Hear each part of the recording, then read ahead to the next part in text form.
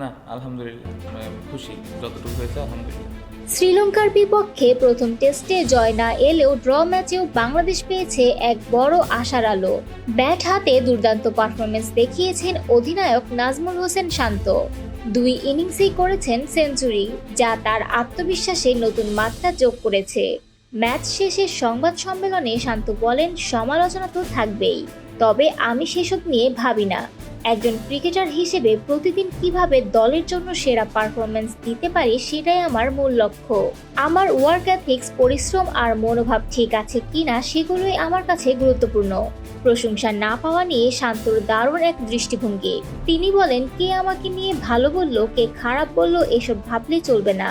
আমি প্রতিদিন নিজের পারফরমেন্স উন্নত করতে চাই। কোনোদিন ভালো হয়, কোনোদিন হয় না। খেলাটাই এমন, তাই আমি কারো কাছ থেকে বাড়তি কিছু প্রত্যাশা করি না। শান্ত আরও বলেন, আমি নিজের ব্যাটিং উপভোগ করছি, দলকে অবদান রাখতে পারছি, এটাই আমার কাছে অনেক। প্রশংসা বা সমালোচনা যার যার ব্যক্তিগত বিষয়। আমি শুধু চেষ্টা করি সৎ থেকে খেলা চালিয়ে যেতে। সামাজিক যোগাযোগ মাধ্যম আর দেশের ক্রিকেট সংস্কৃতি নিয়েও নিজের মত দিয়েছেন শান্ত। তিনি বলেন, এই সংস্কৃতি বদলাতে হলে সবাইকে এগিয়ে আসতে হবে। সমালোচনা হতেই পারে, তবে তা যদি সম্মানের সঙ্গেই হয় তাহলে খেলোয়াড়রাও ইতিবাচকভাবে তা গ্রহণ করতে পারেন। দলের সাফল্য মানেই দেশের গর্ব।